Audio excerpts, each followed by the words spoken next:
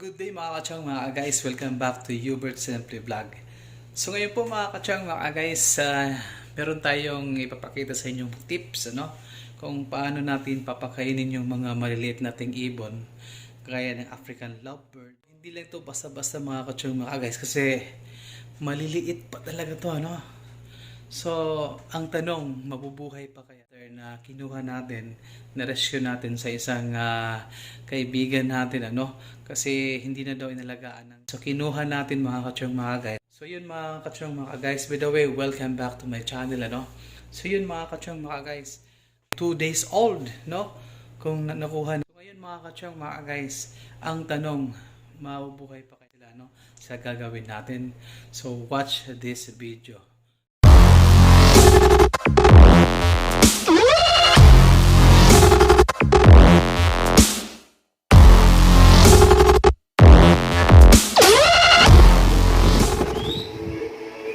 Hi guys, welcome back to my channel.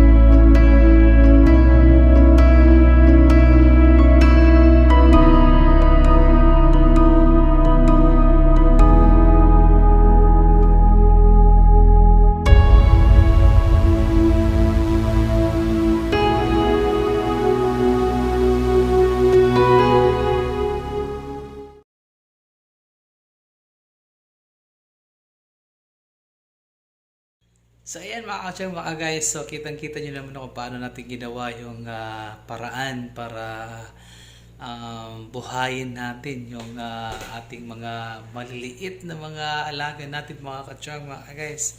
No, sana may natutunan kayong tips no, sa ginawa natin kung paano sila pakainin sa ganong murang edad nila. No? So yun mga katyang mga guys, so para sa ating mga viewers, maraming salamat. Para sa ating mga gusto magpa-shut up, sabi nga nila, no? So, yun, maraming salamat. So, thanks for watching guys. And then, sana at para sa hindi pa sa mga nag-subscribe, sa mga bago pa lang natin mga viewers, no? Mga subscribers natin. So, please comment section below at saka sa mga bago pa lang dito sa channel ko, please subscribe my channel. So, don't forget to click the button and the subscribe button at saka comment rin kayo sa comment section. So yun po mga katyang mga guys. Thank you at saka ingat.